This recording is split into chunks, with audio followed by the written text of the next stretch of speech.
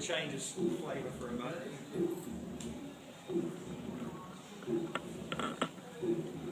There you go. Hello. Hey, nice to see lots of faces out there. Come to check out about squatting and the and Occupy movement. Squatting movement and Occupy, I think, was billed as. Hello, my name is Phoenix. I've come to talk to you today about something that's very ancient, about squatting.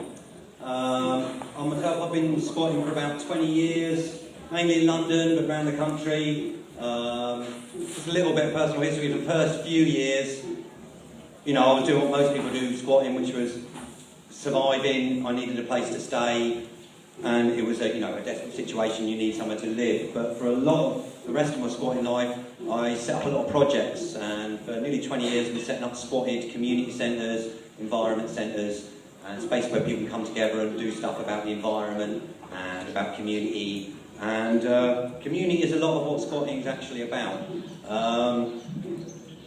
So I'm going to hop in a little time machine. I'm going to take you back to some of the earliest days, going right back. So some of the various notes here I'm going to refer to, but according to some of the extra research I've been doing in the last days, you know, squatting was one of the original forms of land tenure, basically by occupation. And there's a couple of references here. One is the old Celtic law, and the other one is Native American. I think I read recently something about a Native American chief saying, you know, that basically the people who were on a bit of land, occupying a bit of land, using that bit of land, were the people who were on it. They hadn't heard anything about all these, you know, land titles and bits of paper that could be proved and passed on to other people and sold and all the rest. And I suppose what's best illustrates that is when we went to the Tara protest in Ireland.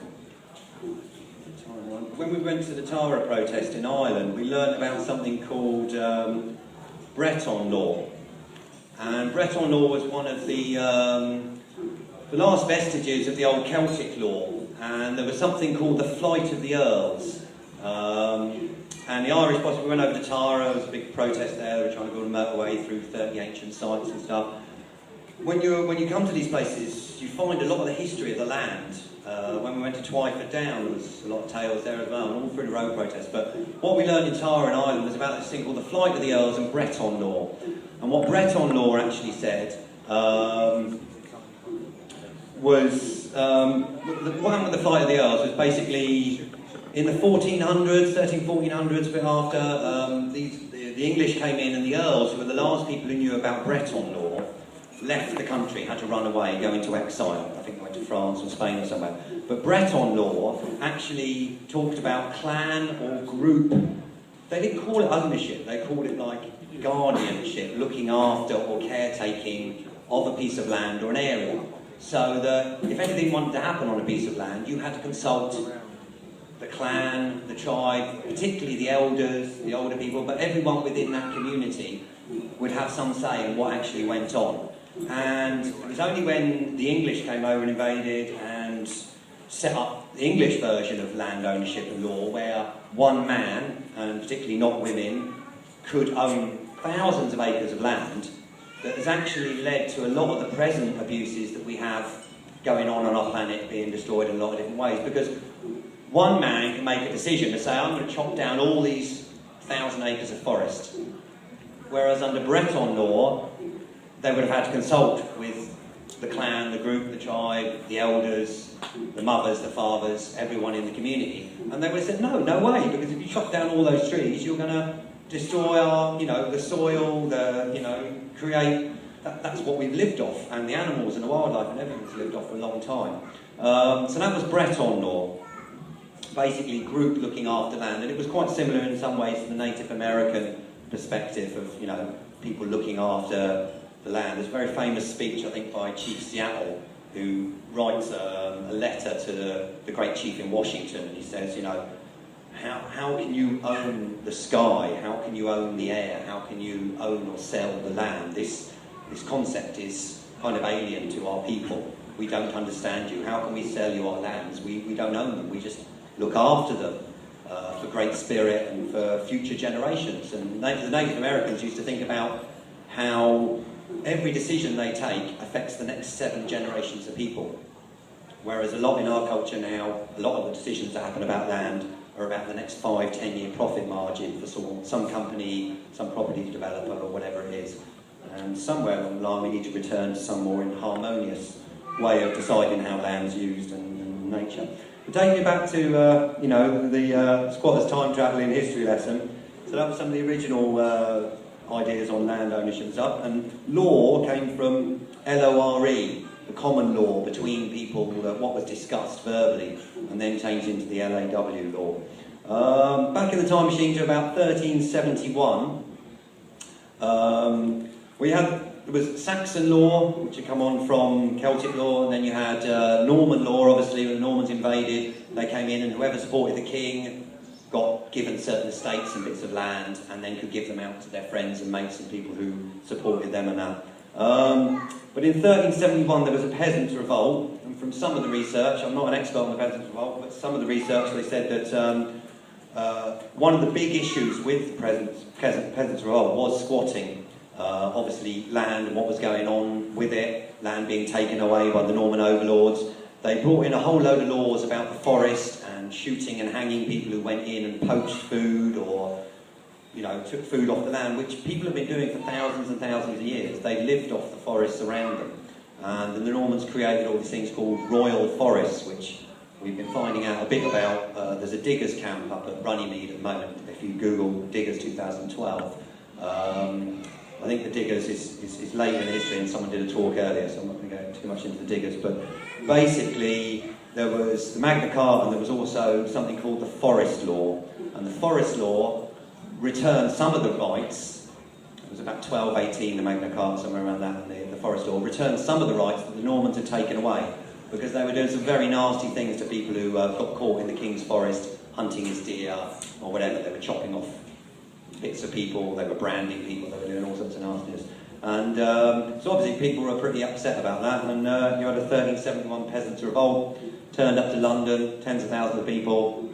I don't know all the full story. I know that one bit of it, they turned up to the top near Parliament Hill, and somewhere up near Jack Straw's castle, up on the top of the heath. There was a big gathering there, and then I think somehow they tricked Wat Tyler and some of the leaders of the peasants' revolt. Asked them, they said, we're going to give you some of your demands, come to negotiate. So they got the leaders to come and negotiate with them, and then they killed them and massacred the rest of the peasants' revolt. A bit more on that on the history, but coming forward in time, as I said, I'm not really going to cover it long, but the 1649, the diggers, after the English Civil War, loads and loads of people fought because they thought that they were going to get a fairer and just society.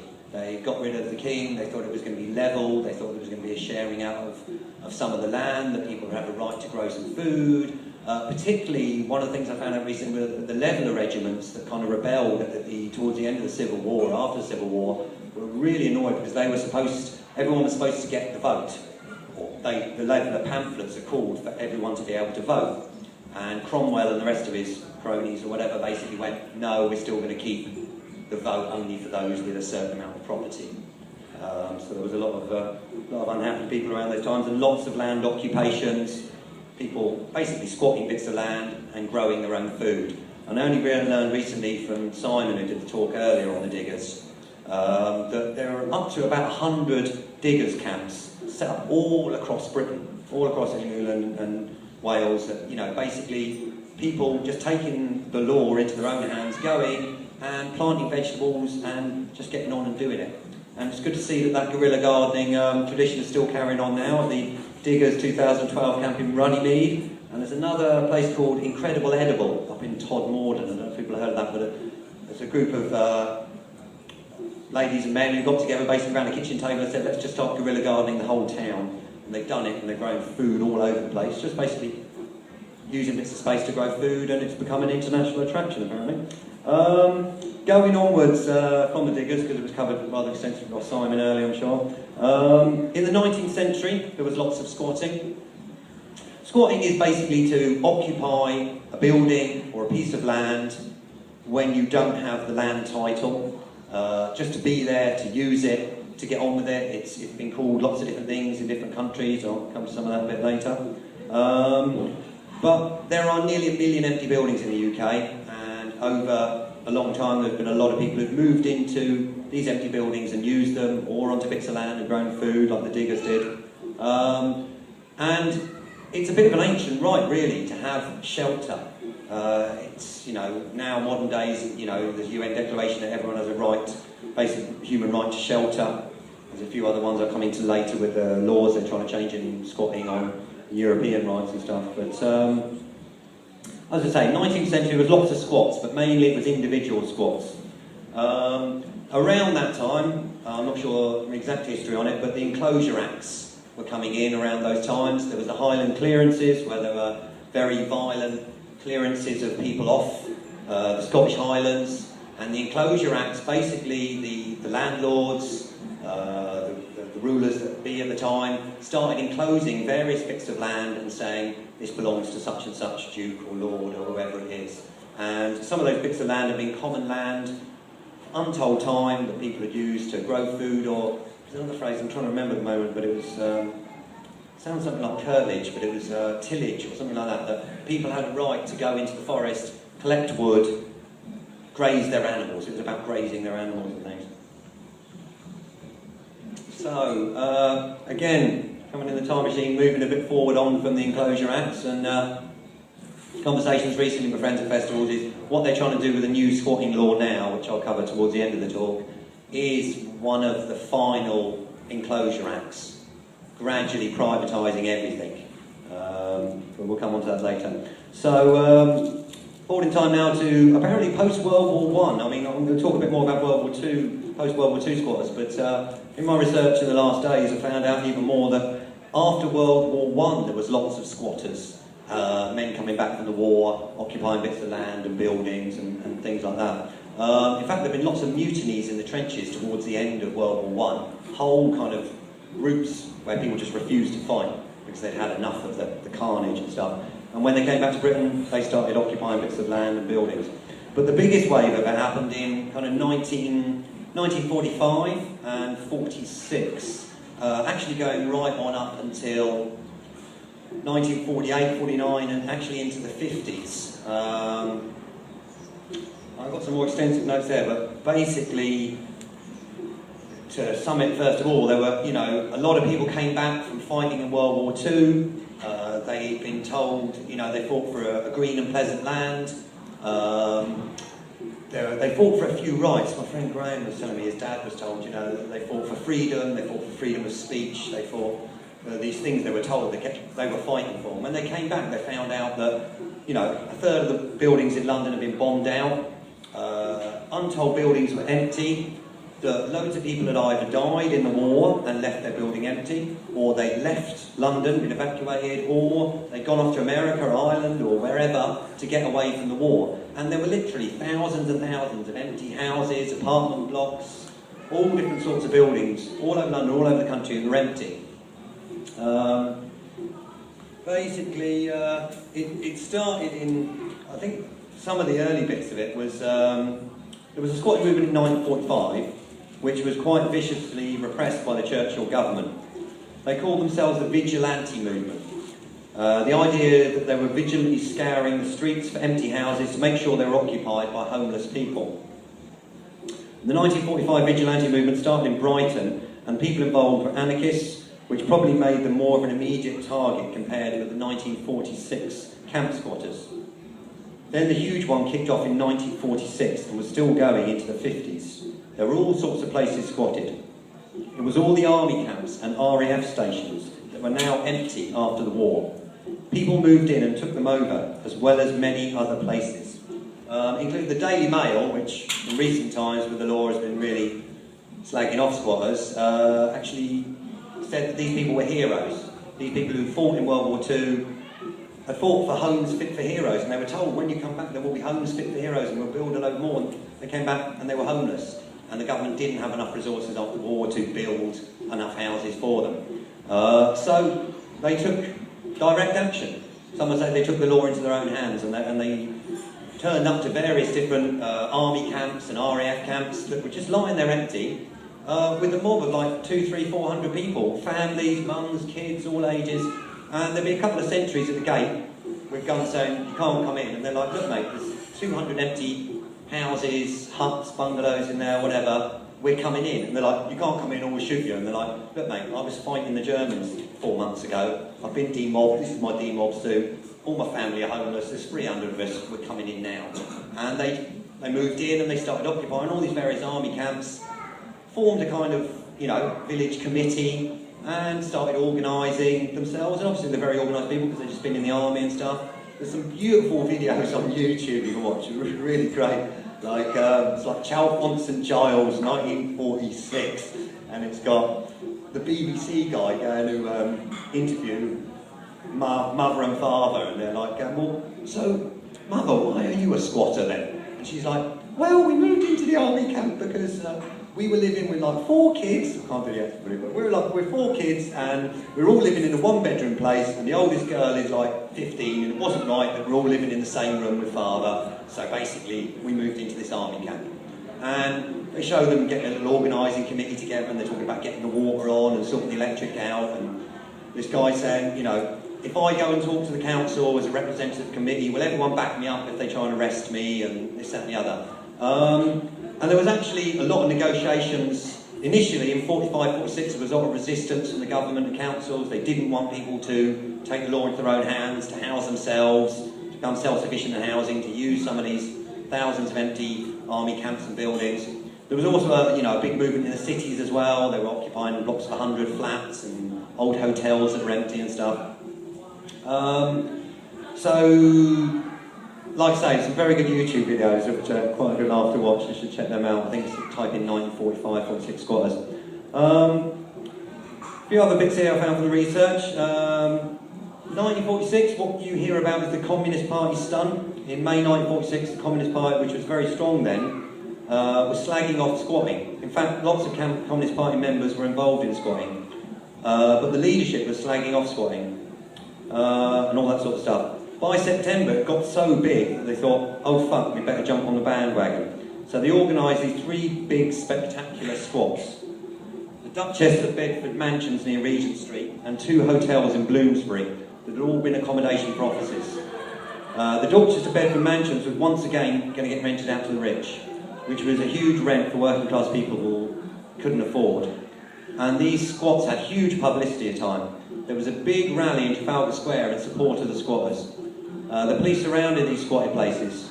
There were video clips of people chucking food up to the windows, most of it not getting caught. But it was all over in a few days because they arrested the so-called ringleaders, and the Communist Party backed out and left all those people who had been used as cannon fodder. They were very much left in the lurch. So as far as squatting in the 40s went, the Communist Party arrived late and left early.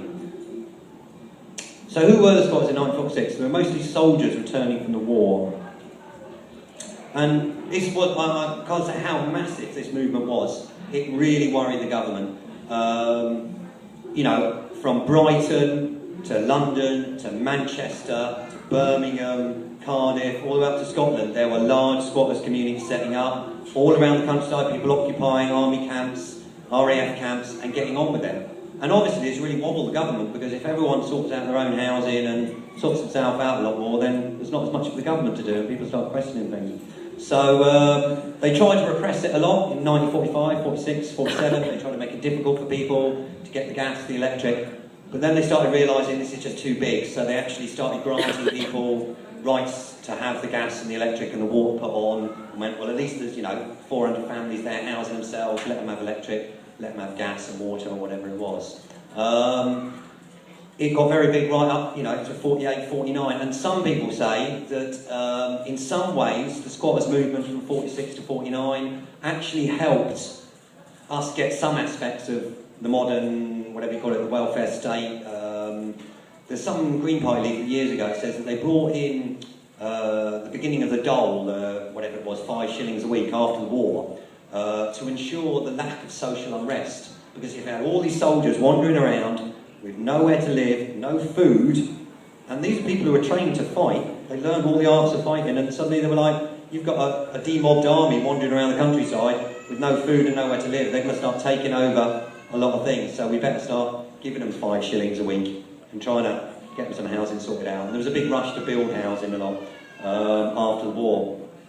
So, you know, good on the 1946-49 squatters, helped us to get some of the welfare state, the NHS, all these things that current government's trying to dismantle massively. You know, we owe a debt to the people who fought in World War II and those squatters from those years, who were called heroes by the Daily Mail, and now, according to the Daily Mail, lots of other nasty names. We won't go fully into that. Okay, so just a bit about squatting. For most people, squatting is about housing. For most people, it is because you really need somewhere to live. Somebody's in a desperate situation, they've been thrown out on the streets for various reasons, they're overcrowded, they have, you know, they have to move out of home for various reasons, they have to move away from abusive partner, people, whatever the situation is. They end up either on the street or in a squat. I think some figures I'll tell you later, but it's like 40% of street homeless have actually squatted or got into squatting or whatever. And really, you know, it's a solution. Squatting is a solution. There's many other names for it. We've called it like recycling empty buildings, liberating empty buildings. I think reading some of the notes the other night, it's a beautiful one from the German squatters, another one, they call it renovating. They say we're renovating and occupying, we're not squatting. And it's a lot about doing buildings up, fixing the gas, the electrics, the water, making it into a habitable space so that people can use it. There's a lot of media stories about negativity about squatting, damaging buildings, smashing things up, parties, drugs, this and the other. But the vast majority of squatters go in and start fixing things. You fix the doors, you fix the locks, you fix the roof, you fix the windows, whatever it is. I'm not going to go into all the details. You have to come to one of my other squatting workshops all about getting in, setting up and negotiating and dealing with things, but that's another workshop. But yeah, squatting in this country is mainly about housing for most people. It's different to some of the squatting in Europe. I'll come into squatting in Europe later. Squatting is a political act. Most people don't see it as that in this country. They see it as something you have to do to survive. But particularly in Europe, they're more into occupying buildings and large spaces as a, you know, a political act to make a statement about how much empty buildings there are and the waste of space there is. So, okay, so squatting mainly has been a civil matter, not a criminal matter. It's a civil dispute. It's not a crime to go into an empty and dilapidated building.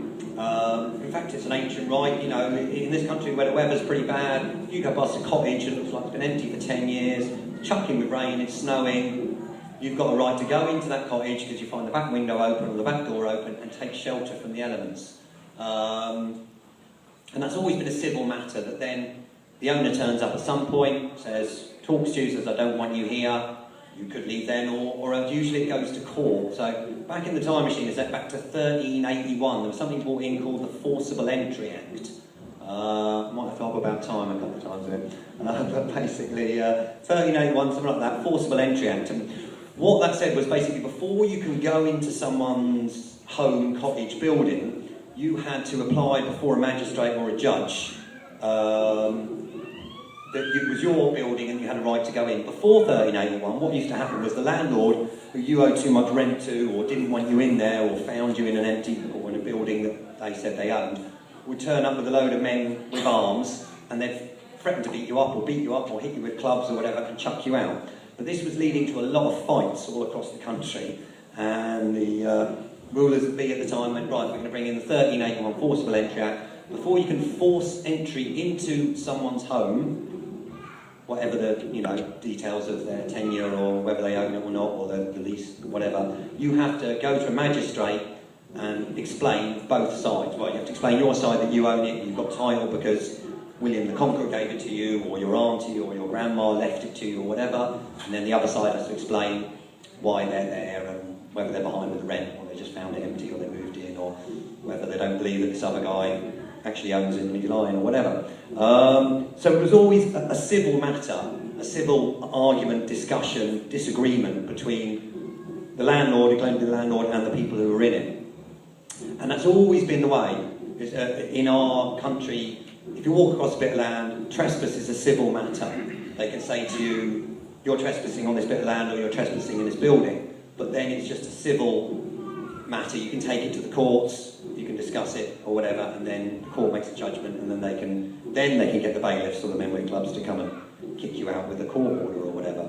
I'll come to it a bit later in the talk, but the government now, recently, they're bringing in September the 1st, making trespassing buildings a criminal offence, which actually, come on to it later, but it's, last of the Enclosure Act's a way of actually, I'll tell you a frightening fact now that I was going to use later, but basically, apparently, the government at the moment is predicting that when this new law comes in from September the 1st, they will be rounding up, putting in prison, and putting through the court system between 350 to 4,200 people per year under the new squatting law. That really shocked me last night when I found that in some of this research. Between 350 to 4,200 people a year they want to put in prison. It costs more to send someone to Eton than it does to send them to... it costs more to send someone to a prison than it costs to send them to Eton, to the top public school or whatever. And it's like, why are they wasting all that money to put this in prison when we could use some of the million empty buildings? Anyway, on with the thing. Civil matter, not a criminal matter. There were attempts in the 1970s to make squatting a crime. It's already a crime in Scotland. Scotland, the Trespass Act. There's not a lot of squatting in Scotland. You got the remnants of the Enclosure Acts and stuff. So, 1970s. They tried to make it illegal. In some ways, they've been trying for long years. There was a trespass law that they brought in during the 1970s, which brought in the protected intending occupier. If someone is about to move into that home in the next week or two, it has to be prepared for them, it has to have carpets and the electrics and the water on, then they can turn up and not take you to court, as they usually have to in squatting cases, and basically say, someone's about to move in 2 weeks, you have to move now. But they have to definitely prove that someone is about to move in. That was a protected intending occupier, which changed it slightly. But also during the 70s, they brought in, the 1977 Criminal Law Act, which actually gave us a lot of squatters' rights. It kind of backfired on them. A lot of squatters, when they move in, set up something in the window or the front door, inside and out, visible to anybody who turns up as an owner, called Section 6, Criminal Law Act 1977. Basically says, this is our home, we intend to stay, at all times there is at least one person in occupation. If you want to get us out, you'll have to go to court and explain, why it's yours and why we should move.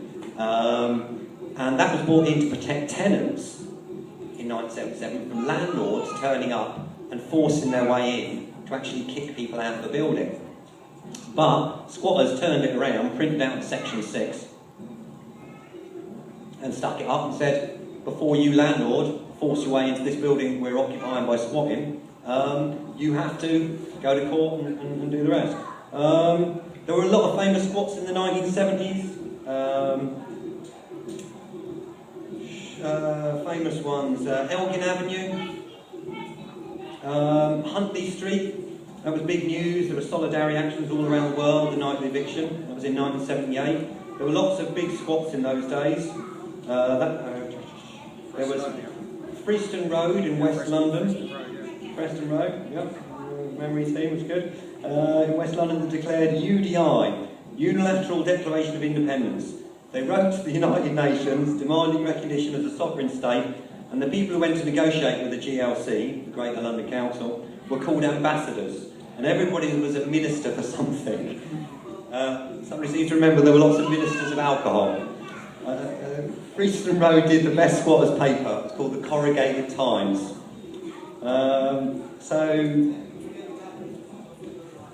quite a lot of squats in the 70s actually went on to become co-ops and leased places and places that carried on. Basically, they were squatted, they negotiated with the GLC or whoever it was, and actually got a licence to use the building longer, which a squatter's success story. And a lot of times when we've been squatting over the years, set up community centres, we really hoped and honed our skills to negotiate with owners that we can be left in to use it as a community centre, a home, or whatever. And if it goes on to be a co-op, then, that's a good thing or whatever. There was other famous ones at Elgin Avenue in the 1970s or whatever. Basically, there was a massive, great big long road. There's a guy, Piers Corbyn, friend of mine, very top geezer. Basically, the story was it was a big long road, basically, with, I don't know, 100 houses or something. And all around the area of Ladbroke Road, West London, there was big squats community. We squatted a college there recently, a few months ago, and Piers Corbyn turned up and came to chat to some of the new squatters. And basically he said there was a massive squatting community in the 70s in West London. He said around that area, within, whatever, a few miles, there were 3,000 squatters.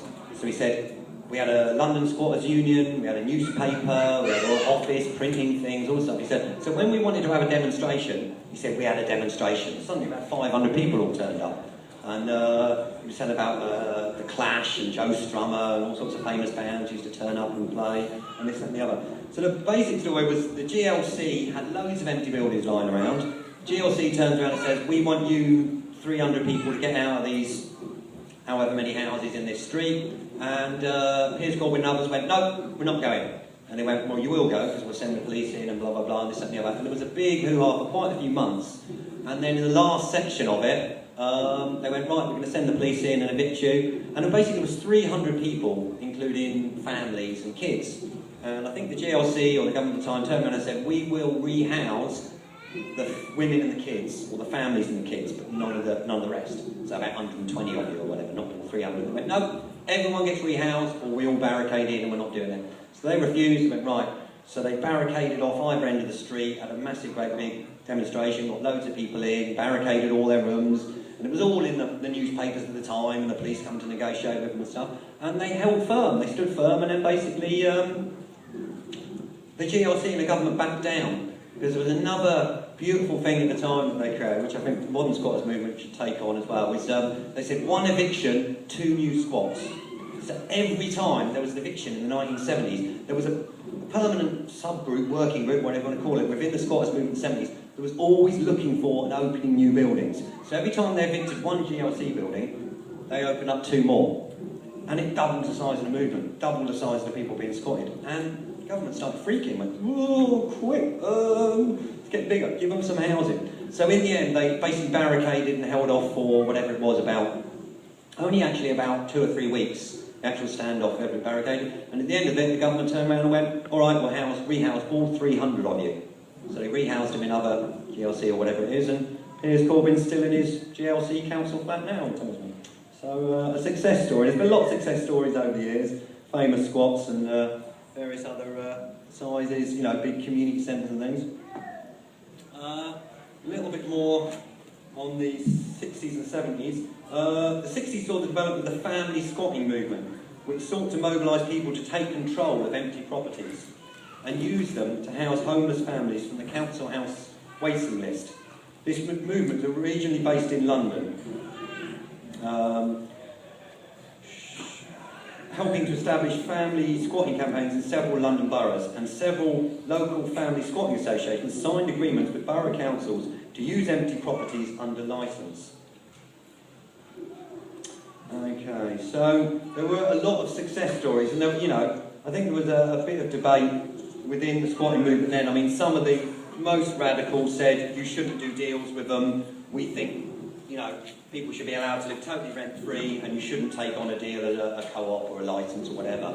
But a lot of people were very happy, obviously, to get some safe housing and licence and co-op. Personally, feeling I like to see it when we get licences and we get to stay somewhere and use somewhere. We work very hard in our community centres to make them look good, to show them what we're doing, to get gardens going, community cafes, cinema, space for kids, space for all ages to use, workshops, all that kind of thing, so that the owners, the council, the media can see, you know, we are looking after these places, we're doing our work, and there should be some of these million empty buildings turned over to use for community, for housing, whatever.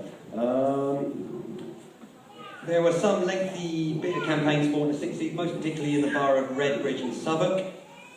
In 1969, in the early 70s, they founded the Family Squatting Advisory Service, which promoted and provided information for family squatting movement and a new wave of squatters who simply rejected the rights of landlords to charge rent, and who believed or claimed that seizing property and living rent-free was a revolutionary political act. These new wave squatters often young and single rather than homeless families, were a mixture of anarchists, Trotskyists, the international Marxist group being especially prominent. I think Piers Corbyn was linked with them. And self-proclaimed hippie dropouts. They denounced the idea that squatters should seek to make agreements with local councils to use empty property, and that squatting associations should then become landlords, or self-help housing associations, as they were sometimes styled, in their own right and charge rent. Local authority housing departments faced rising court costs when evicting squatters, often resorting to taking out the plumbing and toilets in empty buildings to deter squatters. In the 1970s, some housing councils would attempt to deter squatters from entering their properties by gutting the houses, rendering them uninhabitable by pouring concrete into toilets and sinks, or smashing the ceiling and staircases. This is, what we found a lot when I was squatting late 80s, early 90s, is that, some of the buildings you got into were completely trashed. And you couldn't believe, the councils were basically the bigger vandals than what the Daily Mail accused the squatters of being. They're smashing up toilets, smashing up the facilities, smashing up the stairs so that no one can use it. It's like complete vandalism.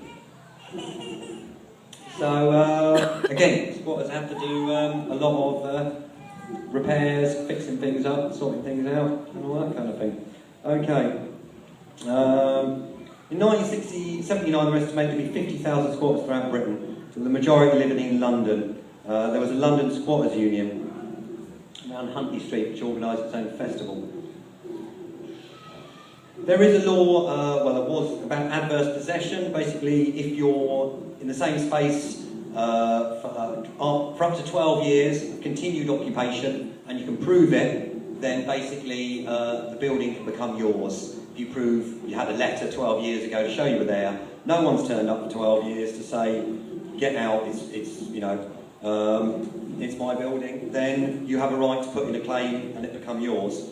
It happens very, very rarely, but there is something there.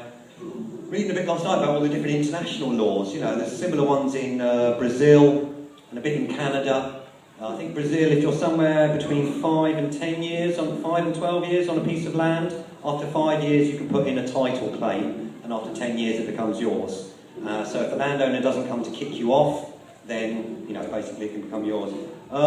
Zipping forward a bit in time to the 1990s, there was the Criminal Justice Act. The government made another attempt to bring in more of the Enclosure Act to criminalise squatting. Criminalised travellers. The Freedom Network was set up, campaign bringing together squatters, travellers, people who did parties. They tried to outlaw to a certain extent parties after dark, outside, using repetitive beats. So you have to do more daytime parties and things. And restricting hunt sabs with aggravated trespass and things like that. They've gradually been chipping away at this privatising space with the trespass laws, brought in aggravated trespass, and this new law they're bringing in September 1st, criminalises trespass in empty buildings, residential buildings only. I need to stress, so people can still squat non-residential buildings, schools, hospitals, shops, community centres, anything that was not originally built as a residence, apparently. Lot of social centres, community centres squatted in the 90s. Some of the famous ones, the Cool Town, the Rainbow Centre we're involved with, a few in the audience. Basically, we've got a big old church in Kentish Town. Managed to negotiate a deal with the Church of England. We had it for about 2.5 years. During that time, thousands and thousands of people came through that place. People came from all over the world and just round the corner to have a cup of tea. It was open 24/7, 365. People would come in, get a cup of tea, have some food, meet other people, share skills. It was a long mission, it was a hard mission at points, but it brought a lot of people together. We did open up a lot of other squats and be a support for lots of other projects and protests. And it's one of the beautiful things to see for these community centre squats is that many new projects are born by claiming that space, by reclaiming space, by recycling it. People come in and say, can I use one of them 10 rooms that are empty for a bike repair workshop, or a computer repair workshop, or silkscreen printing, or a space for whatever. And they come up to you a few years later and go, oh, I've got a bike. I'm self-employed doing bike repair now, or I've got a computer business going, whatever it is. If you have space, things can happen. There was a big wave of protest squatting in the 90s with the M11. A lot of the road protests. Movement came into the city and occupied massive, great big areas in the East End, around Leytonstone. One of the most famous, Claremont Road.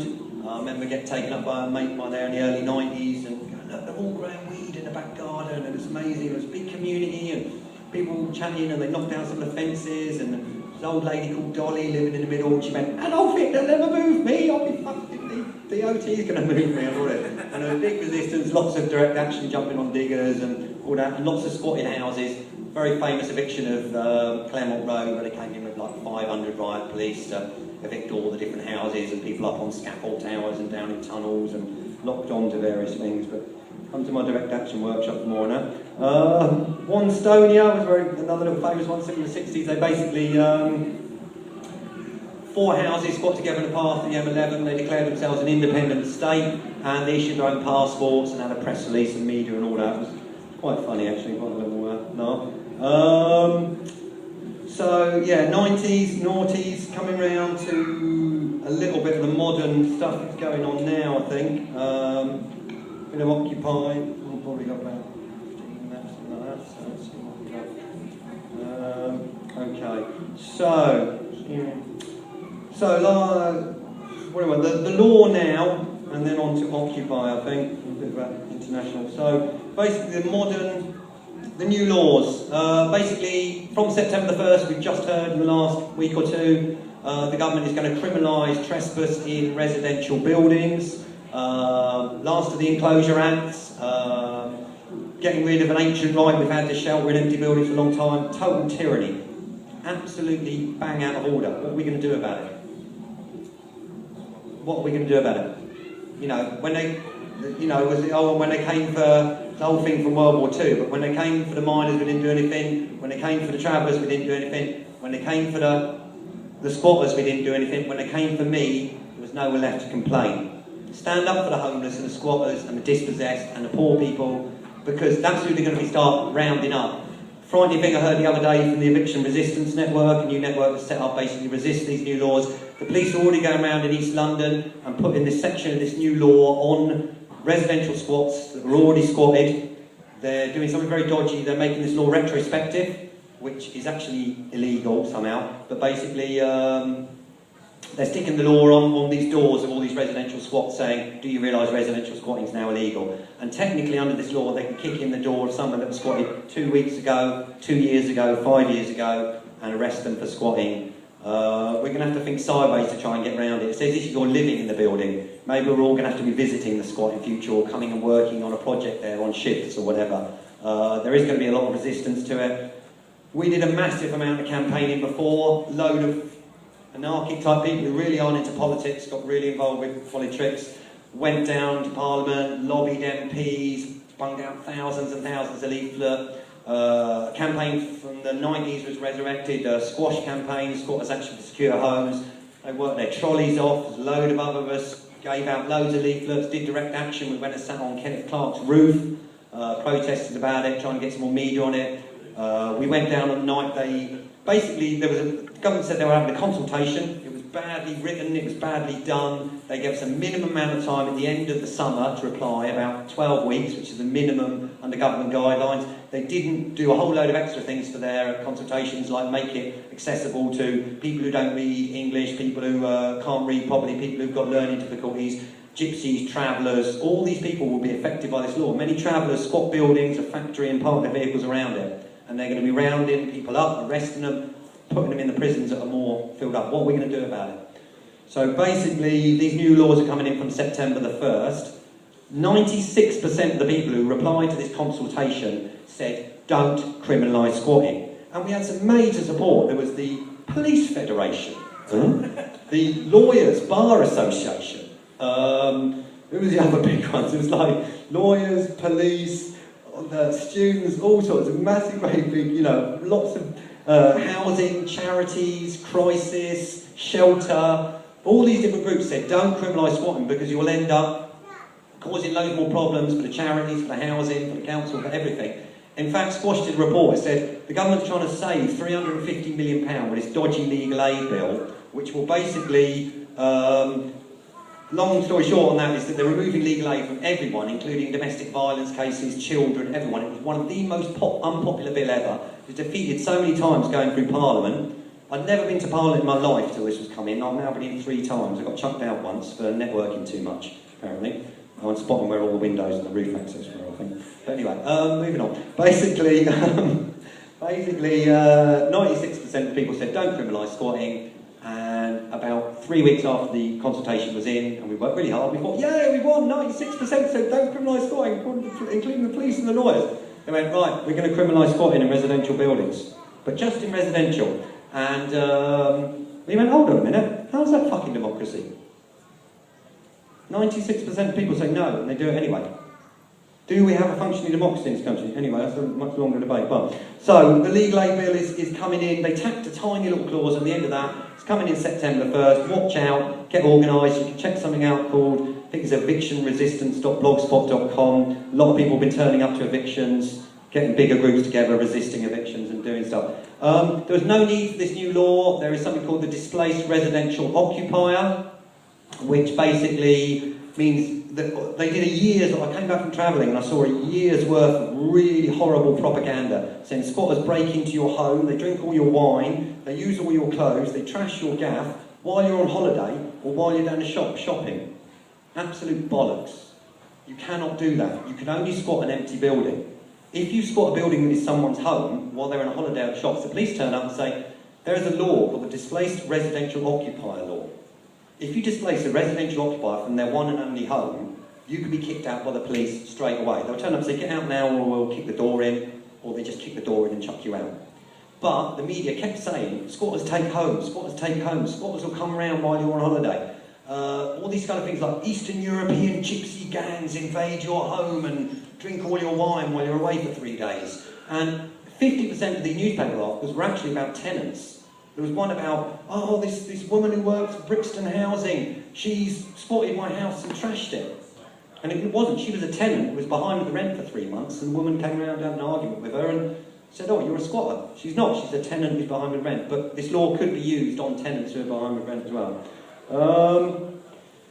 Crisis report says 39% of single homeless have squatted. So basically this law is criminalising homeless people, the dispossessed, the poor. There are nearly 1 million empty buildings in the UK. No one's quite sure how many homeless people are, but it's probably about 10 rooms for every homeless person. There are 1 billion squats locally, 1 billion squatters globally. 1/6 of the population of this planet are squatters.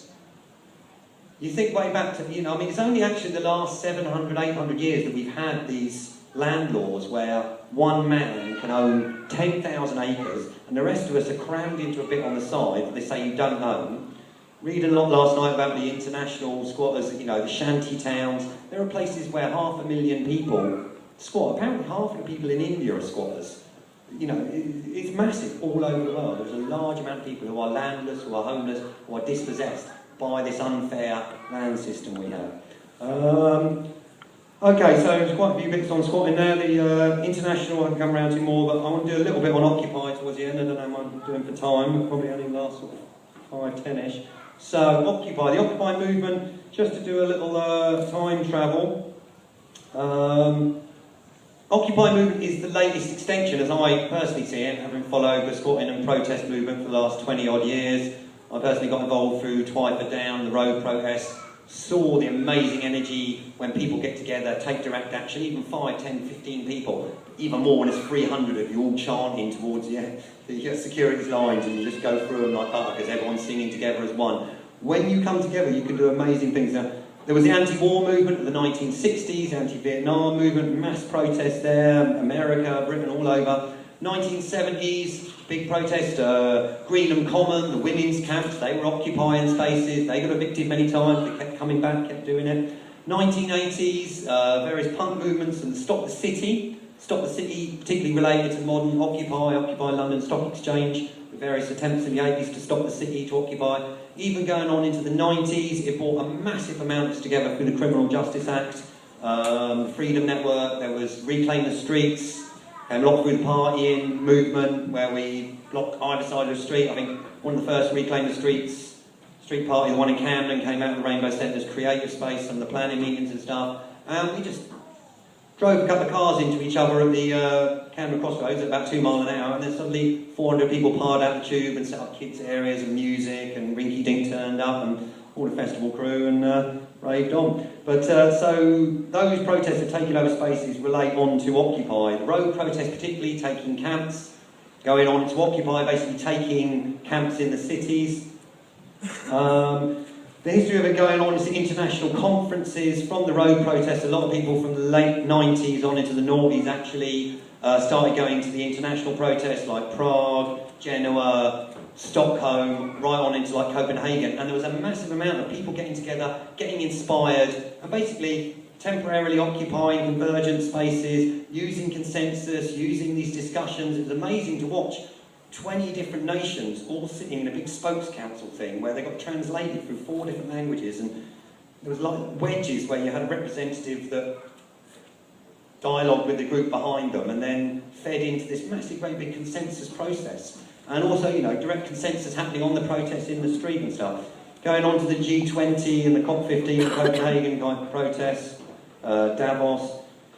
Social centres were picked up a lot from, I mean, we've been doing squatting community centres for years, but the social centres movement came back from Europe after a lot of people had been to those protests. They saw that in Germany, in Italy, in Spain particularly, very, very organised squatting in Spain. If I had a bit more time, I'd like to do some more about all the international squats, but Spanish had to get organised because of the fascist Franco regime. Very, very organised. They don't moan about having meetings in Spain. They go, you have to get organised, otherwise you will, whatever. Basically, a lot of those social centres came back and set things up here. The climate camps came out into the noughties, and climate camp occupying spaces with tents.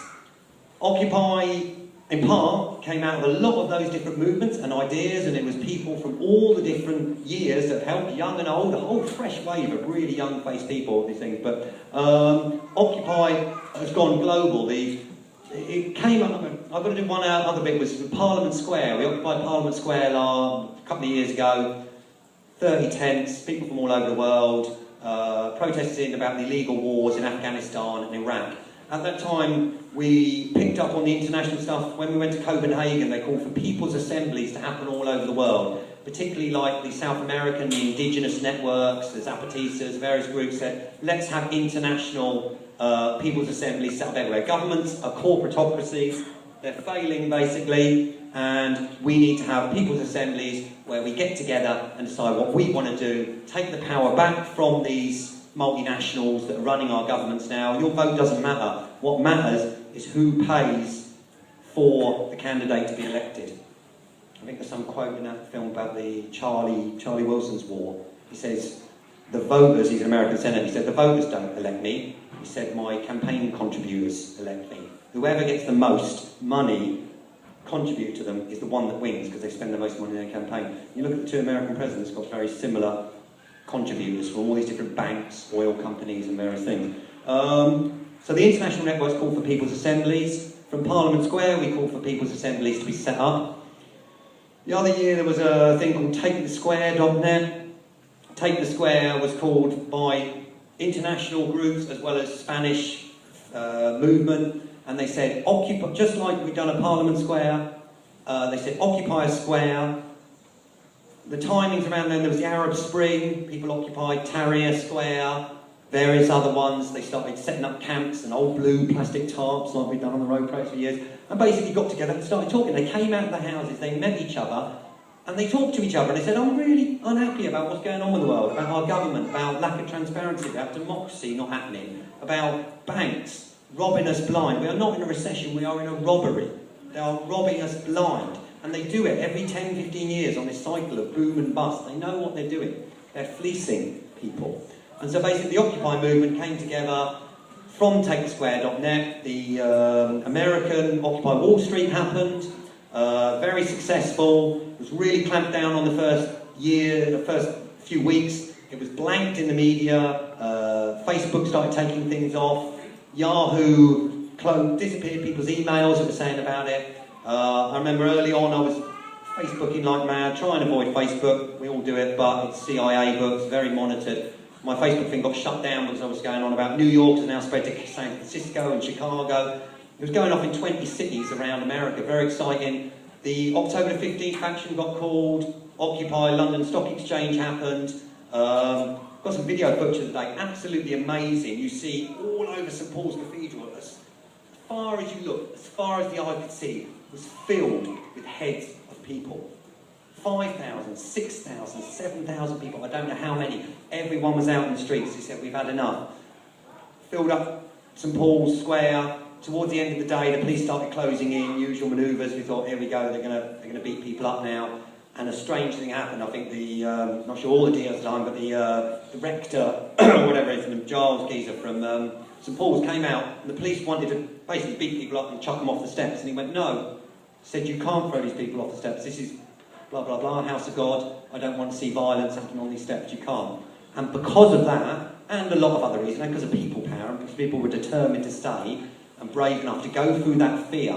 And it's one thing that this woman in the Arab Spring said. She said, we have lost our fear of these dictators. And when you lose your fear, that is a very magical and amazing thing, because you can go through anything. And that's how they keep people down, because people are scared of losing their liberty, losing their life, losing their housing, but a lot of the Arab Spring stuff was about the rise, about the dictatorships and lack of democracy and the rest, but the rise in price of food, prices of bread and sugar had doubled, and people got really angry about that, and they lost their fear. And back to Occupy, but basically, so Occupy LSX carried on into the next few days.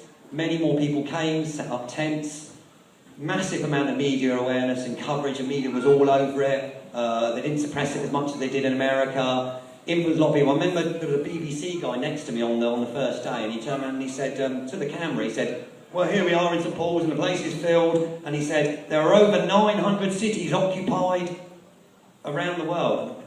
Did you hear that? Did you hear what he just said? 900 cities. And the favourite quote around time was, there are over 1,000 cities around the world occupied at the moment. 1,000, that was back October, November, December. 1,000 cities occupied. And what is Occupy? Occupy is a dialogue and a discussion on a better future. It is people coming together out in the open. When we're in our boxes inside our houses, we're all divided, we don't get to come together. We found this with community centres over the years. It brings people together, it makes connections, it makes the old people and the young people meet each other and talk to each other. And the beauty of Occupy was that it brought these people out into the open to talk to each other. And within a certain amount of time, there were 20, 30 UK cities as well: London, Brighton, Bristol, Manchester, Birmingham, Cardiff, Scotland, Glasgow, Edinburgh, having their own occupations, having discussions, setting up a few tents, like we've done at the road protest, like people have done at Greenham Common, down through the years, carrying on that tradition and talking to each other and doing workshops and doing skill shares and doing talks, saying we are not happy with the present undemocratic system that's run by corporations, we're not happy with the banks, whole fractional reserve, banking, con, everything. Discussing how do we create this better future. I think a lot of the media slagged it off, said Occupy doesn't know what it actually wants. But I heard early on, 3 of the things came out of Occupy Wall Street was about kind of more democracy. We want the corporations out of our so-called democracy. We want a complete change of the whole banking system because it's totally unfair and they're creating money out of thin air to create all the debt, keeping an internal side of the debt. And the last third big main thing they asked for was we are a movement about solutions, and we want solutions. And I think that's what we really got to get onto focusing about is solutions for the future and what we want to do. My latest project, Solution Zone TV, is about filming people who've got ideas, projects, solutions, gadgets, things that are working that can improve the environment in the future. But basically, Occupy is a dialogue and a discussion on a better future. And it's been slagged by the media and it's been pulled apart, and the government has attacked it wholesale. Got in there with agent provocateurs and spies, and had to deal with a lot of things, camping out in the open. We found at Parliament Square, we found at road protests as well, we found at Occupy. People are very homeless people, messed up people, drugs, alcohol, all turn up. People who need a lot of social care turn up to these open air camps, and they need a lot of help. And it does pull a lot of energy.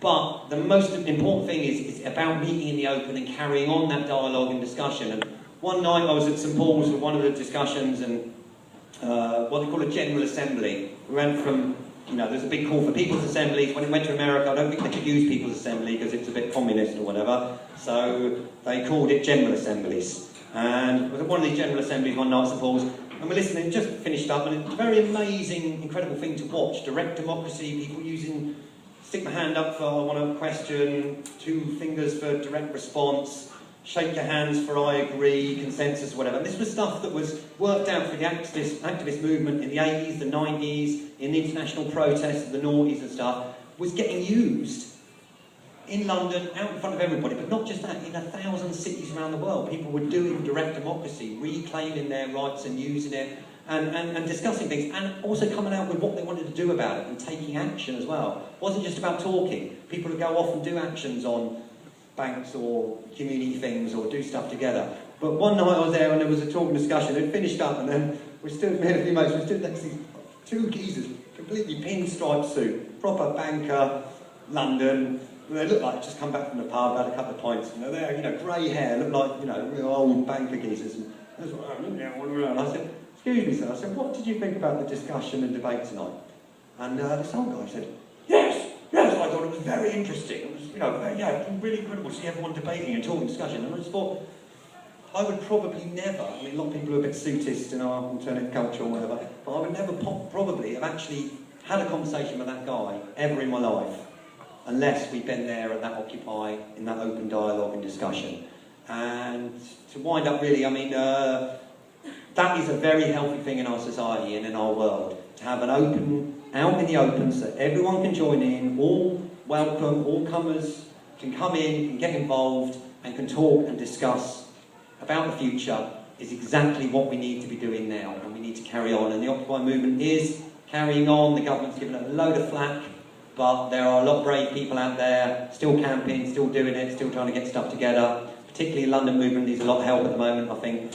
Been pushed a lot by the government and the media and stuff, but it's still there, and the Occupy movement around the world. America had 75 cities or something occupied, again, been very heavily repressed, even more than Britain. We had, when we did a bank of ideas squat with loads of people coming doing workshops, about 415 workshops in about 4 months. There's another one, School of Ideas, and these American activists came over and showed us pictures of heavy riot scenes where, you know, the police just using shotgun beanbag things and CS gas and beating people and spray and really heavily pressed. And my mate Susanna, I call tribal grandmother, used to say, when they really come at you and they really slag you off and they really use heavy violence, you know you're winning.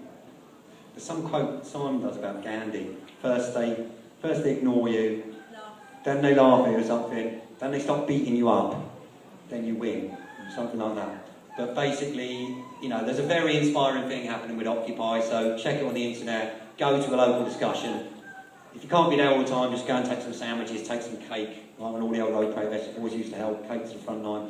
I don't know how I'm doing for time, if John's around, I don't know who's next, I mean I can go on for a bit, but maybe if there's any questions or answers, I've got to wind up. Is there any quick questions or anything? You mentioned some films that you were making about people with ideas. What was the name of the... Go to Solution Zone TV, solutionsonetv.wordpress.com, and anyone who wants to help with it or film something and send it in. Basically, it's kind of like trying to be I suppose, like open source, but anyone can send in their solutions for the environment, film people talking about a technique, permaculture, a solution, a community, a new solar-powered gadget. There's a guy in Japan who's made a machine that can recycle all the plastic and all the rubbish, stick it in, and it returns it into oil. There is a load of other, you know, amazing solutions out there that we all know about and hear about. Thousands of them we hear in festival culture all the time. We need to get them out to the mainstream, so film it, get it out, get in touch. I think I've got to pretty much wind up here. Well, we have the forum at the end. It's 5 o'clock. So we'll have a forum at the end. If you've got any questions, you'll be in that. 5 o'clock? 5 o'clock.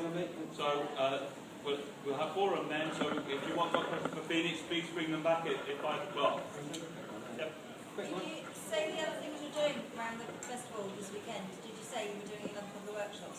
Or I'm not sure whether my workshops got booked in. I usually do one in squatting and one in direct action. I'm not sure about that. Maybe I was supposed to check a bit more on something. But so quickly, the C of E church that you to go, where is that?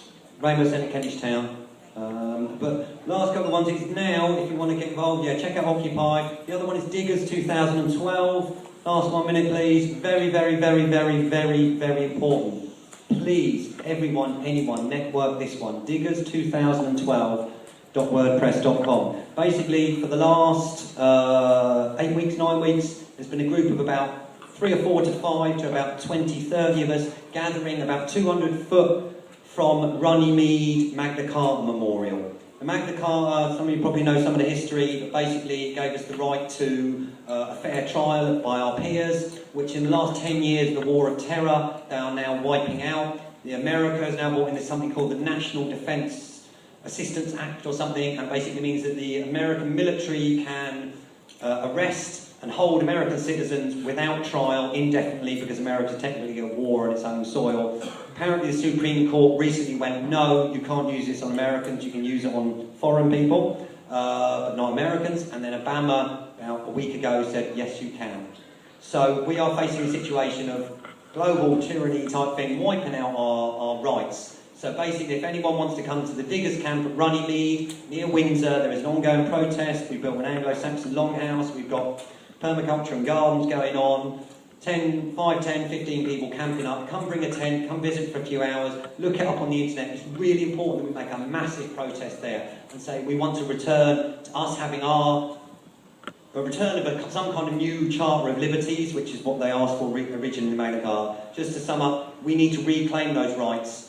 The rights that they are now taking away with these new squatting laws, criminalising trespass, that's wrong. Everyone has the right to shelter. So keep squatting, keep trespassing, come to Runnymede, dig in for victory, create your projects and solutions, keep occupying. One love.